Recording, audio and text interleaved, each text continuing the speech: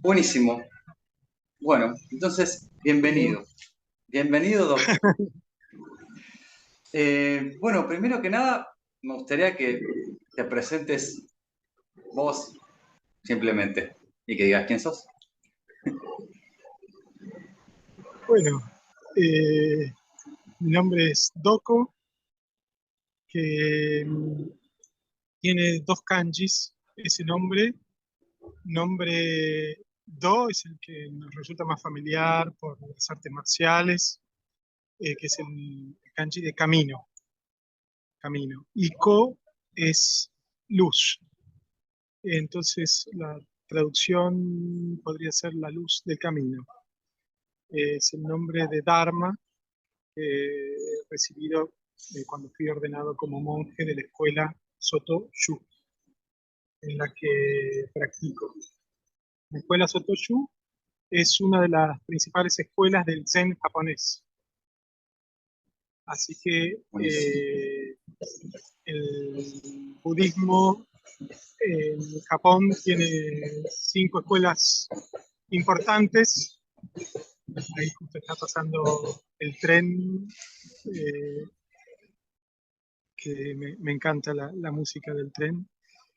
Eh, y una de ellas es el Zen, que tal vez la más popular aquí en Occidente, bueno, gracias a varios maestros y también de estas tierras, varios artistas e intelectuales que también abrazaron esta corriente del budismo, eh, que Una bueno, se pregunta, popularizó. Sí, una pregunta. ¿El Zen tiene también otras subdivisiones? claro, por eso el Zen, en Japón particularmente, hay 3 escuelas importantes en Japón, que es Rinzai, Soto y Obaku. Entonces, el Zen en realidad tiene bastantes escuelas, pero bueno, que han perdurado hasta hoy son esas y bueno, y las más populares son Rinzai y Soto. Rinzai es la escuela que tiene los koan, ¿no? Exactamente, sí, Y, exactamente. y en Rinzai también hacen Sazen. Tiene los Koan Sí. y Cohen. Leonard Cohen es un Ah, mira, monje Rinzai. mira. Sí.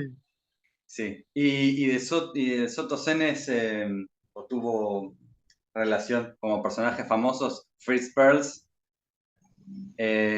o Ken Wilber. ¿Ken Wilber? Sí, no, no lo conozco, ¿no? Ken Wilber es un terapeuta que creó un modelo en base al budismo, pero no sé que era Zen, pero no sé de Ah, dónde, y creó algo que se llama Big Mind, y todo un abordaje terapéutico para ir trabajando la personalidad y demás. mm. Así que, bueno, ¿y cómo es que se vuelve uno monje? ¿Cómo hace uno para volverse monje? Bueno, en mi caso hubo una circunstancia. Yo fui padre muy joven y estaba con mi hija, que era una bebé de 5 meses, eh, y, y sentí, digamos, en ese contacto con ella, eh, que estaba transmitiendo, digamos, a través de su ser, un conocimiento, una conexión con el planeta, que en realidad todos la tenemos, simplemente que la olvidamos, ¿no? Y en ese momento dije, algo tengo que encontrar alguna vía para recuperar esto, ¿no? Wow. Y así fui con ella en brazos, gracias. Fui con ella en brazos hasta el jardín japonés, que me había enterado que había una gente que estaba mirando la pared, que no sabía qué era eso. Pero bueno, empecé a ir y yo me lo encontraba cerrado el jardín japonés, eh, porque era los sábados a la mañana. Y a las 8 de la mañana estaba cerrado el jardín, entonces yo iba y me encontraba siempre con la puerta cerrada. Entonces convertía ese como en un paseo, ir con mi hija al jardín japonés los sábados a la mañana a pasear por los alrededores del jardín japonés hasta que de golpe vi a través de la vegetación, de la reja, gente sentada en el jardín, en un damero que había como un tablero de ajedrez, que había pasto y piedra eh, así a la manera de un tablero de ajedrez, y sentados ahí en zazen a varios practicantes. Y entonces ahí dije, ah, no, si hay gente adentro, de alguna manera se debe poder entrar. Y ahí fue que entramos con mi hija en brazos, o sea, bebé, Wow. este, ahí al jardín japonés. Y ahí conocí a Aurora Oshiro, ¿Y es pariente de Senpo? la mamá, la mamá Ah, de Tempo.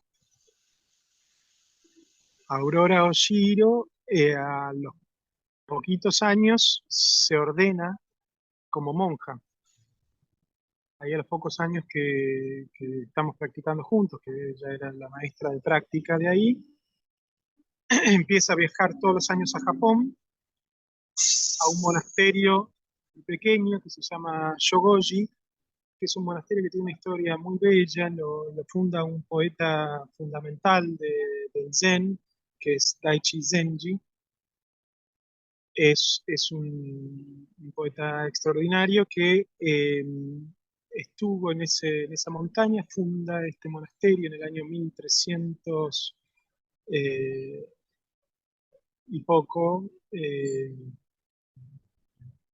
1320 por ahí, funda este monasterio Shogoji. Y bueno, y en el siglo pasado, a fines del siglo pasado, un gran maestro de la escuela Sotoshu, que es Ikoroshi, recupera este monasterio que estaba en un funcionamiento, digamos, como un templo, eh, muy preservado en el sentido de que no tenía conexión de luz, todo se hacía, digamos, con leña, se cocinaba con leña, todo wow, qué se lindo. preparaba con la leña. Y él lo que le incorpora a este monasterio es un salón que se llama el Sodo, que es el salón donde los monjes se sientan a hacer zazen, comen en ese mismo lugar y duermen en ese lugar. Es un lugar donde la práctica de las 24 horas del día adquiere, digamos, una dimensión, una encarnadura, siguiendo la tradición fundada ya hace más de 700 años por Hakuyo, esa forma perdón, en el año 700 la funda Hakuyo, o sea, ahora serían 1300 años, más de 1300 años que esas formas monásticas las mantiene, en ese caso era la escuela Chang en China, Claro. y el Dogen, después cuando lo lleva a Japón, eh, le termina de dar ese diseño al Sodo. Entonces se incorpora Sodo a Shogoji y se lo convierte en un lugar de formación de monjes extranjeros. Se crea lo que se llama el Angó Internacional y ahí es a donde empieza a viajar Aurora y al tercer viaje que ella va ya se ordena como monja. Wow. Y ahí hace una estadía en Japón de 10 años. Y desde allá nos empieza a llamar a nosotros, nos empieza a convocar. Entonces, Wow. primero viajé para participar de un ANGO en el año 98 y después, ya en el 2000, vuelvo a participar de otro ANGO, pero ahí ya me ordeno como monje. Es decir, que en realidad la ordenación fue como una consecuencia natural de la práctica, simplemente de haber ingresado a ese jardín eh, y haber empezado a sentarme en Zazen. Y supongamos, eh, o sea, hay varios estadios en el ordenamiento de monje, uno va como tomando votos, estoy tirando una opción, ¿no? Sí, sí, tal cual, tal cual. ¿Y cómo son? El, prim- O es el secreto? primer, sí, el primer estadio es, es la ordenación propiamente dicho, que sería el Chukai, creo que es así como se la denomina, em, que es simplemente rasparse la cabeza, digamos, ahí uno se raspa la cabeza y viste el hábito. En esa ordenación se recibe las pertenencias del monje, que son el cuenco donde uno come, eh, el manto del monje, que el manto se cose de una manera tradicional, es toda una ceremonia la costura del manto, tiene digamos,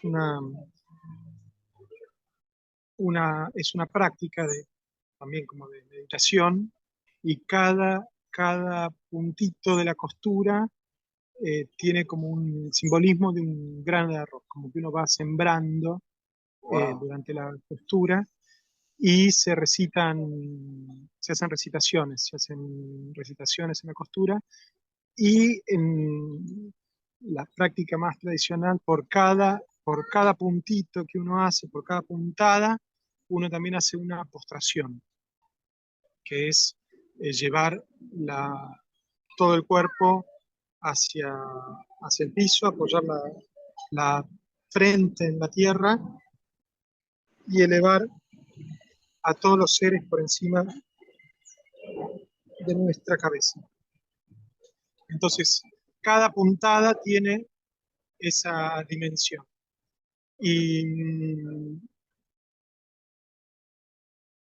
sí, Esta entrega del manto y del cuenco es como la del Sutra del Huayneng o en Mahakasiapa también, que le da el mismo, le da exactamente, exactamente. Sí, sí, sí, sí, misma, por supuesto. a lo largo de la Sí, historia, la sí, misma ceremonia.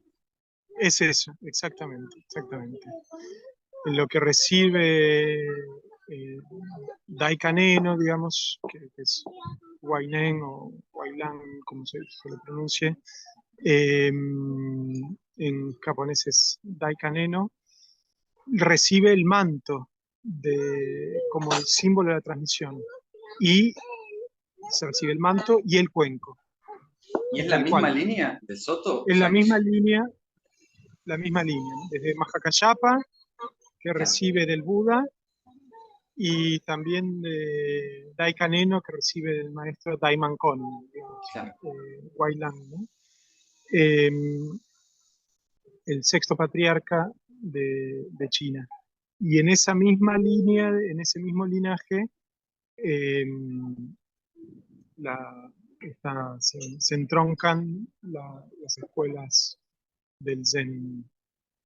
Y Sí, yendo más al detalle, sí, ¿y qué sutras sí leen? Y sí. como Eh, principales. bueno, los sutras principales de la escuela, digamos, el más leído es el que se llama el Sutra de la Gran Sabiduría. Eh, ese sutra en realidad tiene una versión, un capítulo, una versión corta, que es el Makahanya Haramita Shingyo, que ese es el Sutra de la Gran Sabiduría Trascendente, se lo traduce, Y ese es como realmente el corazón de las recitaciones de la escuela Soto. Wow. Después se lee también el Sutra del Loto.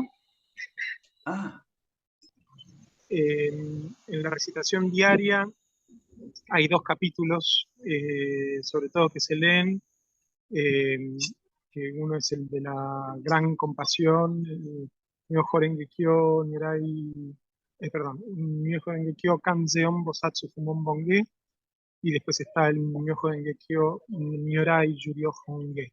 Esos 2 sutras se leen diariamente. Después se recitan muchos dharanís también. Dharanís Narani, son sí.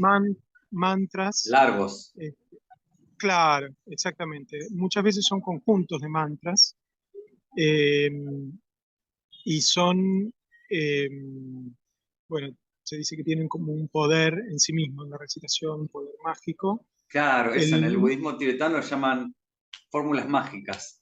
exactamente, claro. Y el que más se recita ahí es el Dai Hishin Dharani, que es el Dharani de la gran compasión. Después hay otro sutra también muy recitado, que es el Chosai Myo Kichiyo Dharani, que es el Dharani para evitar infortunios y calamidades. Y después hay digamos que une parte de recitación más de sutra y de Dharani, que es el Kanromon. El Kanromon contiene una cantidad de fórmulas mágicas destinadas a brindar alimento a los espíritus hambrientos. Ah, Ese, claro. es, A la ese se preta. recita. Exactamente, exactamente. Y una pregunta, dentro de tu vida de monje, ¿hay Sí, restricciones alimenticias? Por ejemplo, viste que hay algunos budistas que, va, muy raros, que no comen ajo o... sí, claro. Sí. Tanto el ajo como la cebolla eh, no suelen formar parte del menú de lo que se llama Shojin Ryori, que es la música, qué gracioso, la comida monástica. Eh, Tanto uno como otro tienen digamos, eh, son alimentos muy fuertes que se los trata de evitar. No están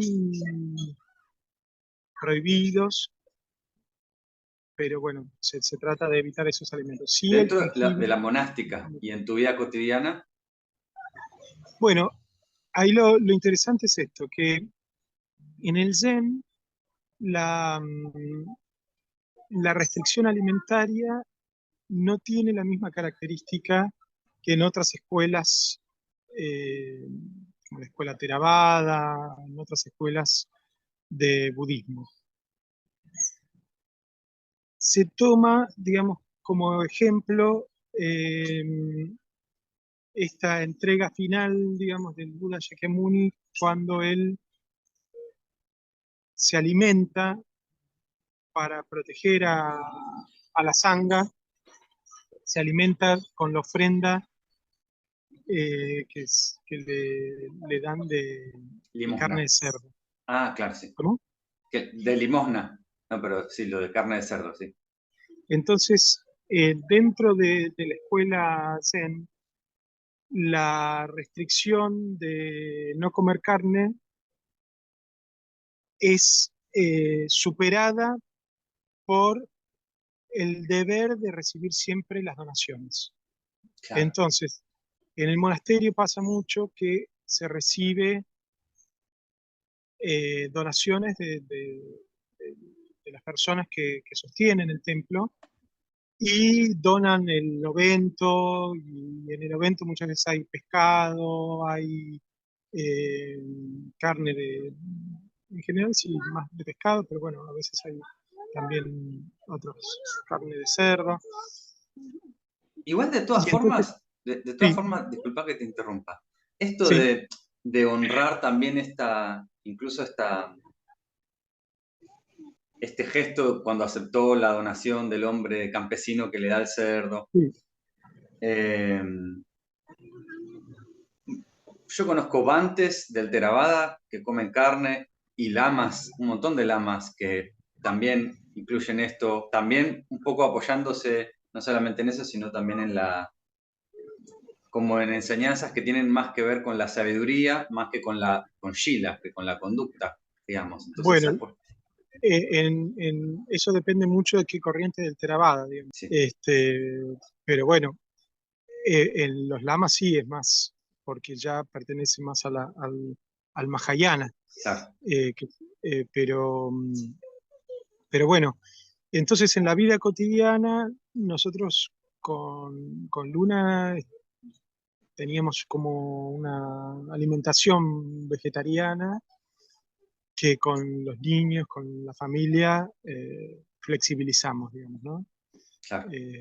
Entonces, de alguna manera nos dimos cuenta que nos iba a costar mucho poder mantener una alimentación balanceada con los chicos y que poder proveerles todos los nutrientes sin comer carne.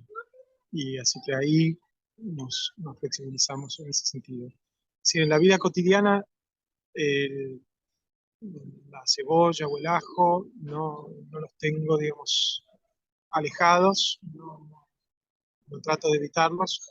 Siempre por supuesto, toda esta comida, estas licencias, digamos, eh, se hacen como por fuera de lo que es el orioki. El orioki, este cuenco de la alimentación que yo te decía, sino que también él comía solamente a la mañana y al mediodía. Desde que el sol cruzaba el cenit hasta el día siguiente, ayunaba. Esa era la práctica diaria del Shakyamuni Buda. Solo existían tradicionalmente el desayuno y el almuerzo.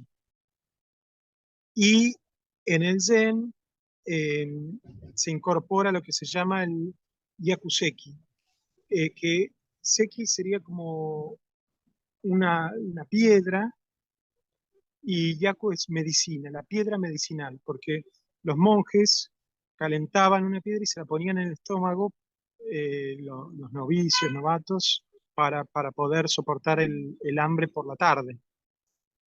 Y esa práctica después la reemplazaron por una comida, el yakuseki es la comida en donde se come todo lo que sobró del desayuno y del almuerzo. En general lo que se hace es se cocina grano por grano de arroz, digamos, para que alcance justo para todos, ¿no? Pero Sin que si sobre, sin sobra, desperdiciar. sin desperdiciar nada, Claro, nada, nada, nada. Y en la práctica del orioki se come absolutamente todo, incluso se lava el orioki, se limpia con agua y se bebe eh, esa agua de la limpieza de manera que no hay ningún desperdicio, ¿no? Ese es el concepto. Pero el yakuseki entonces se introduce esta comida, que es como una especie de cena, que se hace a las 5 de la tarde, a las 6 de la tarde, eh, pero ahí se incorpora, creo que en otras escuelas mahayana también, esta posibilidad de comer más allá del mediodía, ¿no? claro. Además, Esas civilizaciones. y en otras religiones también pasa, ¿eh? O sea, ahí está, por momentos, en el Ramadán, hay distintas corrientes que toman Sí, sí, este sí. ayuno intermitente, digamos. Claro, en el Ramadán, justamente desde que sale el sol hasta que se acuesta, no se puede ni ingerir Exacto. ni alimento ni bebida, digamos, ¿no? Ujú. O sea, hacen ayuno Pero intermitente, pero para el revés. claro, entonces madrugan para poder alimentarse bien, para estar toda la jornada preparados para el rezo y, y la devoción. Y bueno, Yo me había quedado en un momento, te estaba contando las etapas Sí, de la vía monástica. La ordenación entonces es la primera el primer paso. En ese momento eh, es como que uno deja a la familia, deja el hogar, ¿no? Y ahí se convierte en un unshui, que es como una nube errante. Entonces esa primera etapa de la práctica, uno luego hace lo que es el retiro, la práctica monástica, que se lo llama Angó. Angó también viene de la época del Buda, es la tradición en la época de los monzones, se reunía la sangha y todos practicaban juntos durante la época de lluvias, y esa práctica era el Angó. El Angó. Durante el periodo de lluvias se hacía esa práctica tradicional.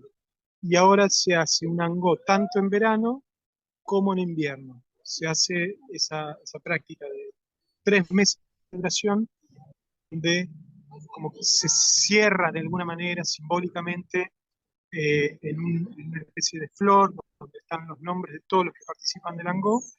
Se cierra, digamos, el grupo, no entra ni sale nadie, y ahí eh, se practica durante ese periodo.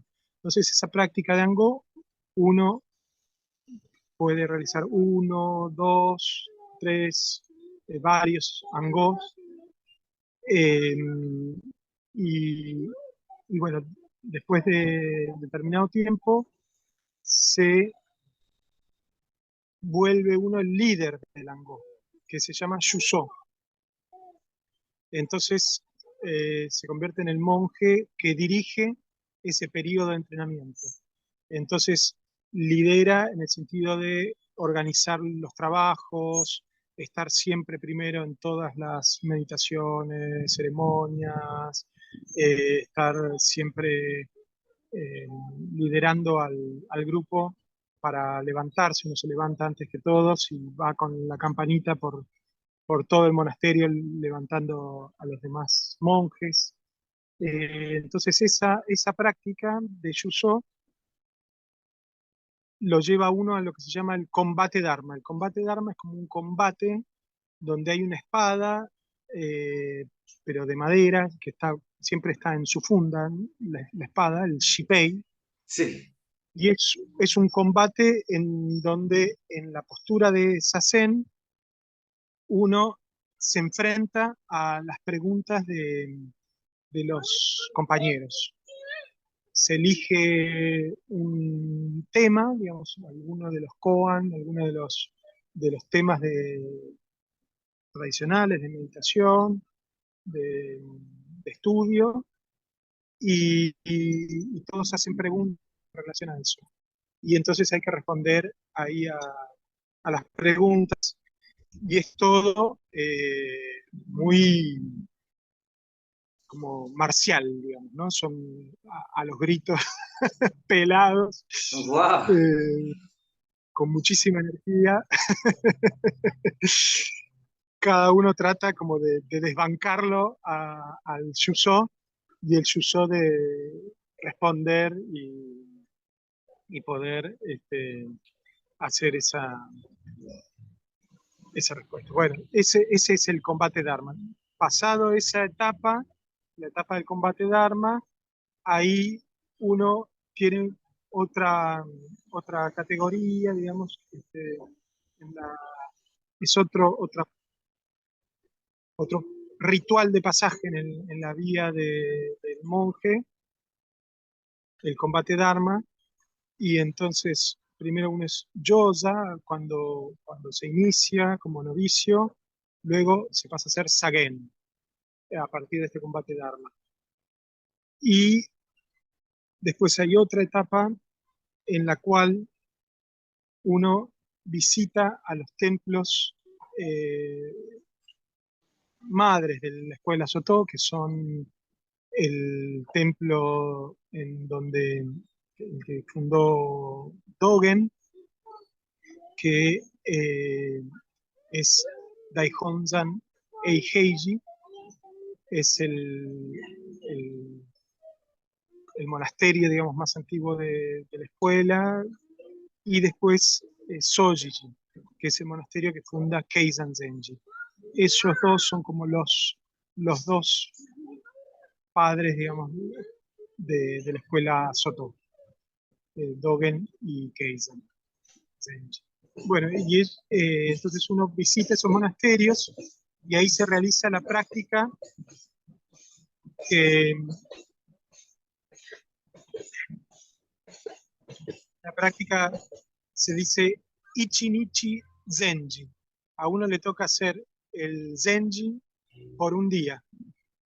Por un día uno asume el rol de abad de estos monasterios y bueno, y entonces dirige la ceremonia, se le sirve toda una comida especial, y bueno, lo esencial de esta ceremonia es que se le rinde homenaje a los maestros fundadores de la escuela.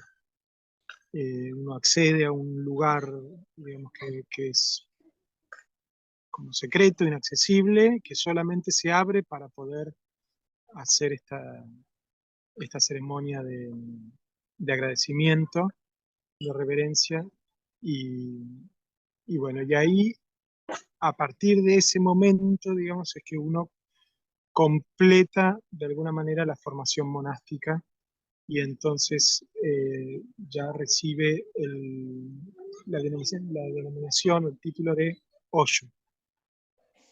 ¿De cómo? Perdón. A partir de eso. Osho, Osho. Hoyo. Osho, como este Sí, gurú tan sí, conocido de la India, de Osho. la India. Mirá qué Sí, interesante esto del combate de arma. Mirá que, o sea, conocía lamas que se habían hecho lamas por hacer la meditación de 3 años, 3 días, 3 meses, 3 días, encerrado en una cueva, tremenda prueba, o que otra forma es estudiar un montón y ser yeye y ascendiendo gradualmente. Y también había escuchado de otras corrientes también primitivas de budismo que hacían como retiros de caminar alrededor de una montaña, pero lo de combate de armas no lo había escuchado nunca. Es muy bueno, muy mm, interesante. Muy mm. interesante. ¿Y te pasó de conocer a una figura dentro del Zen, a un sensei, no sé, sensei la dicen, que Sí, sea, que tenga una presencia, alguna fuerza inspiradora para vos? sí, sí, sí. Bueno, ahí en Shogoji teníamos la suerte de tener muchos maestros, muchos contactos con muchos maestros. eh, y bueno, realmente se, uno podía encontrarse, digamos, con grandes ejemplos así de la práctica. Y, y bueno, este, por supuesto, yo cuando llego al jardín japonés, el primer contacto que tuve ahí con Aurora Oshiro también fue muy inspirador, y ella todavía era laica y todavía faltaba un enorme recorrido en su carrera. Este, pero sí, ella siempre fue referente de la práctica. eh, y bueno, hasta el día de hoy es mi maestra, fue la maestra de, digamos, desde el primer momento. Pero sí, en Japón realmente conocí, sí, seres muy impactantes, digamos así, por su práctica, por la energía, digamos, que desplegaban. Este, y realmente, sí, no, bueno, es muy fuerte esa presencia, ¿no? la Y, dimensión que uno adquiere, digamos, ¿no? De la práctica a través de esos encuentros. en, en la Mm. tradición budista se habla un poco de esta, incluso creo que esa línea de Huaynen habla de esta transmisión de la mente directa, de mente a mente. No sé cómo le Claro, dicen. Eh, sí, sí, y, y- Ishin Denshin es en japonés, de y- corazón a corazón. y te pasó Ishin de tener, Denshin. de tener esa experiencia. Bueno, hubo un maestro que hizo una enseñanza eh, sin palabras, digamos, ¿no? Contó una historia eh, que tiene que ver mucho con poder entender cómo es la transmisión del Zen.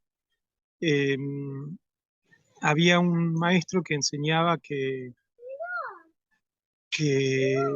la mente es Buda, la mente ordinaria, digamos, la mente es el Buda.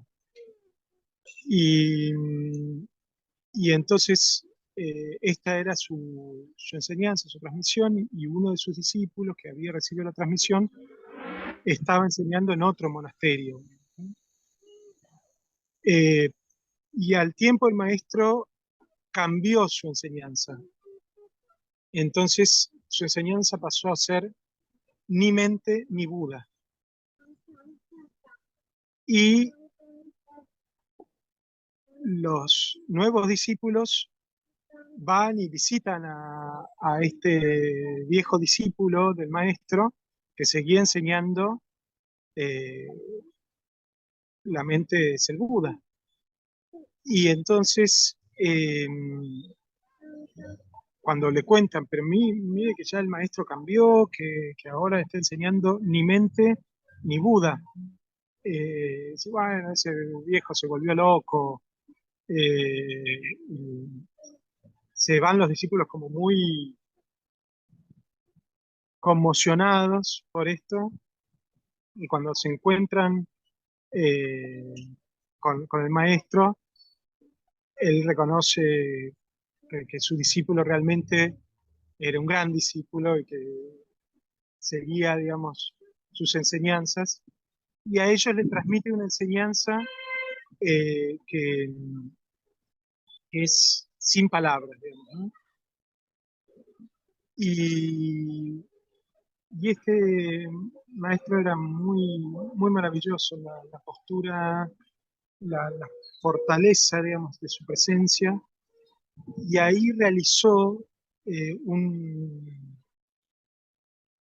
una coreografía, podríamos decir, con sus manos, su cuerpo, en donde traspasó los conceptos y la mente, digamos, ¿no? Describió como un círculo y ese círculo lo arrojó tras de sí. Y esa enseñanza silenciosa eh, tuvo esa particularidad, como vos decís, de ser una transmisión de corazón a corazón. Y eso, de alguna manera, es lo que siempre el Zen trata de enseñar, digamos, ¿no? No algo que se pueda agarrar con palabras, no algo que se pueda enseñar con conceptos, sino algo que está más allá de los conceptos, más allá de las palabras, y sin embargo se transmite a través de palabras, ¿no?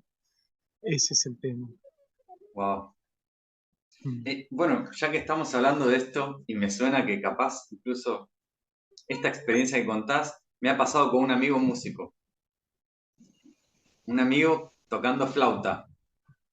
Mm. Y también a veces me daba la sensación de que transmitía algo muy profundo, no algo a nivel emocional, sino algo, y él es aparte un practicante de Shakuhachi. Qué maravilla.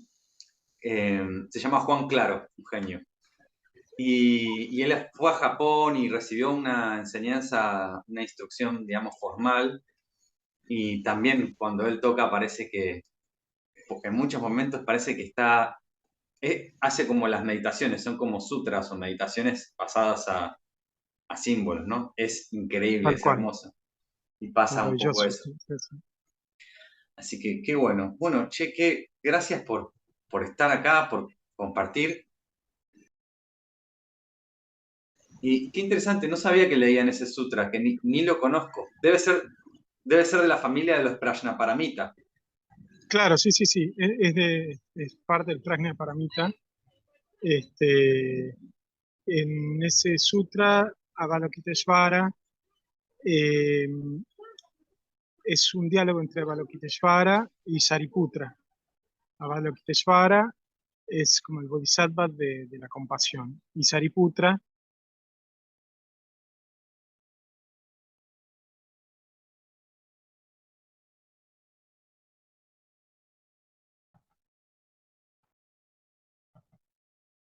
¿no?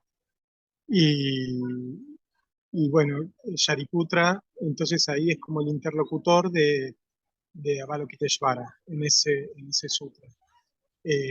Como que Buda confronta ambas prácticas. La práctica de la gran compasión de Avalokiteshvara y el conocimiento racional de Sariputta. Y justamente la virtud que tiene este sutra es un poco esto que vos decís, es el gran desarmador de todos los conceptos, digamos, ¿no? El gran desarmador, porque si hay algo que todas las escuelas de budismo sostienen, todas confluyen en las cuatro nobles verdades, digamos, el Ujú. sermón primero de Buda es el fundamento común de todas las corrientes budistas. Sí, Y este sutra desarma las cuatro nobles verdades, digamos, agarra cada una de ellas y la, la desarticula, por decirlo de alguna manera, ¿no? Es muy interesante eso. es fascinante, es Y fascinante. entonces justamente esto que vos estás diciendo, esta experiencia que vos tenías con el budismo, es justamente el sendero de la práctica. Cada vez que uno logra como amalgamar, terminar de darle forma a su comprensión, lo único que puede seguir a eso es el estallido, digamos, ¿no? Sí, real, Porque real. cualquier forma en que uno pueda asir, este, siempre tiene su contraparte, su contracara en el vacío, ¿no? Entonces, esa manera es la única en la que uno realmente puede asir las enseñanzas, justamente desechándolas, ¿no? Es como, esa es la manera, pero absorbiéndolas profundamente y siempre ir más allá. Entonces, Había ese es el escuchado esto, desafío. no sé si estoy equivocado, pero había escuchado que en un momento a las enseñanzas Zen la llamaban el dedo que señala la luna. Claro, Ahí tal cual, está. exactamente, exactamente. Encuentro, tengo un amigo, un gran amigo que ahora el domingo viene, que es o sea, yo en la escuela que estuve tibetana, es una escuela que trabajaba más los niveles Sutra y Tantra, pero no tanto al nivel Dzogchen. Bueno, ellos lo trabajan así en tres niveles. Y, y mi amigo es de una escuela de Shun Drupon, es un gran practicante del Dzogchen. Y yo encuentro que hay mucho de parentesco entre el Dzogchen y el Zen, dentro de mi escasa comprensión, ¿no? Como Ujú. del conocimiento del Zen, pero... Y se ve mucho esta cuestión que decís vos de los sutras, de que Shariputra en los sutras más primitivos era como el campeón. Siempre quedaba como el, no, mirá qué bien que se porta. Y después, a medida que va pasando el tiempo y más en el Mahayana, empieza a quedar como relegado a un segundo plano, reemplazando por, ¿cómo se llama? Por Ananda, y después los bodhisattvas están por sobre, la sabiduría de los bodhisattvas está por sobre la de la comprensión bidimensional, por decirlo en unas palabras, de Shariputra. Es increíble como esta, como si siguiera girando esa rueda, como Mm, esta, para llegar a algo no conceptual, tiene que evolucionar algo, tiene que seguir avanzando en algo en esta escritura de sutras que continuó, porque todos los sutras se escribieron todos después de la muerte de Buda. No, no son la. ¿No? claro, por supuesto. O sea, el Diga Nikaya sería la palabra propiamente dicha, y después empezaron a continuar una cosa que fue, bueno, esto que conocemos que llega hoy en día, Claro, para que pueda continuar viva. claro, claro.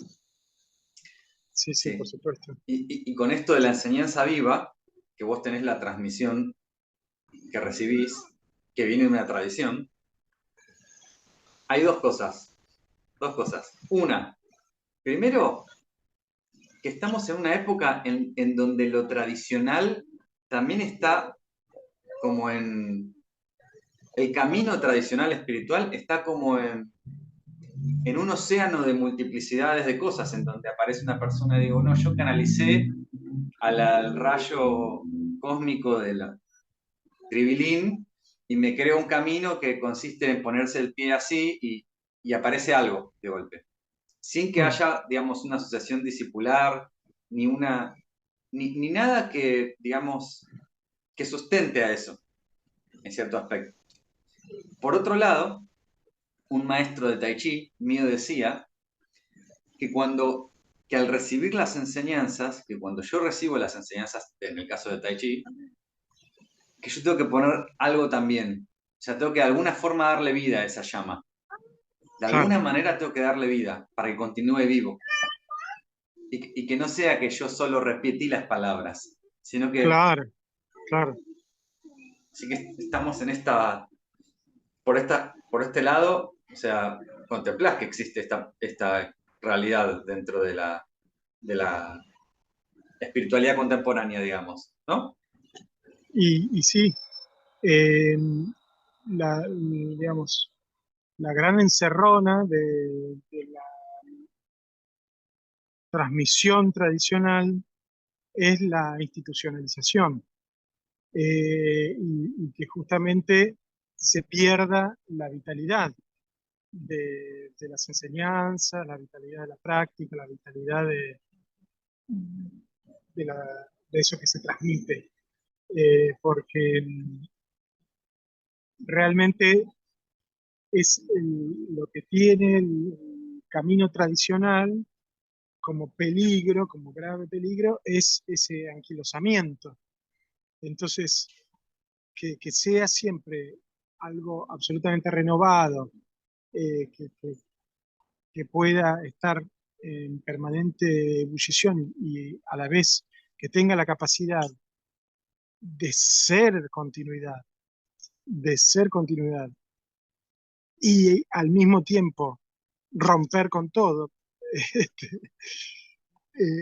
es realmente un Sí, sí. verdadero desafío que existe siempre, digamos. Entonces, eh, hay grandes maestros en la India, que un poco pasó esto que vos decís, tuvieron espontáneamente digamos, no se les puede filiar a alguna tradición en particular, Claro, pero evidentemente recibieron, lo mamaron de contactos del ambiente, de todo lo que los rodeaba, digamos, ¿no? Eh,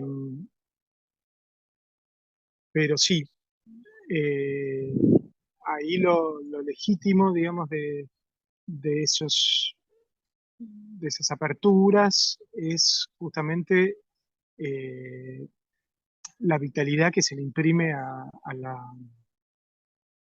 práctica y a, y a los saberes tradicionales, digamos, ¿no? Que dice, bueno, al encarnarlos, esa persona de alguna manera los revitaliza, los hace pasar por su cuerpo. Tal cual. Eh, entonces, si eso no está sucediendo, por más transmisión que uno haya recibido, que uno haya tenido y por más cantidad de rituales que uno haya atravesado, eh, hasta que eso no realmente encarna, así como vos lo planteás, de una manera viva, eh, realmente esa transmisión no tiene manera de continuar, ¿no? De dar un paso más allá. Sí, sí, sí, tal cual. Y igual yo veo también, en mi percepción, ¿no? Como que el monje de cualquier orden tiene como una doble tarea, tal vez, en algún punto. Por un lado, la de ser practicante.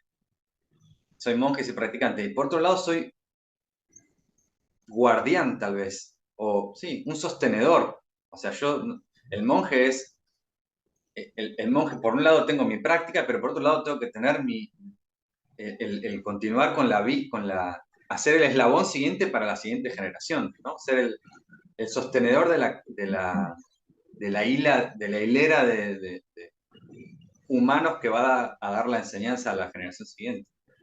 Y esa es Bueno, como otra responsabilidad claro, importante. definiste de una manera extraordinaria lo que es ser monje, porque eso es la característica, está ahí, digamos. Lo de la práctica eh, es común para laicos y monjes, está, digamos, en el mismo nivel, se comparte esa responsabilidad con la práctica. Eh, pero de alguna manera ese compromiso que narraste de manera maravillosa es sí lo que caracteriza Sí. al, al monje, ¿no? Es que tu acercamiento, la historia que me contás de cómo vos llegaste bueno, un acercamiento de algo que nació en vos para hacerlo, de algo que nació en vos, más un montón de causas y condiciones, más predestinación de vidas pasadas y probablemente en el pasado ya habías encontrado el Dharma y apareció esto.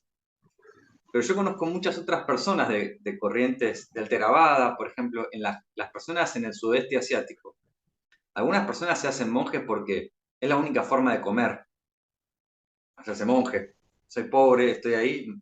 Y, y aún así, aunque digamos la aspereza de la práctica no deseada es mucho más difícil, digamos, hacer el trabajo personal, pero aún así se convierten en sostenedores y transmiten.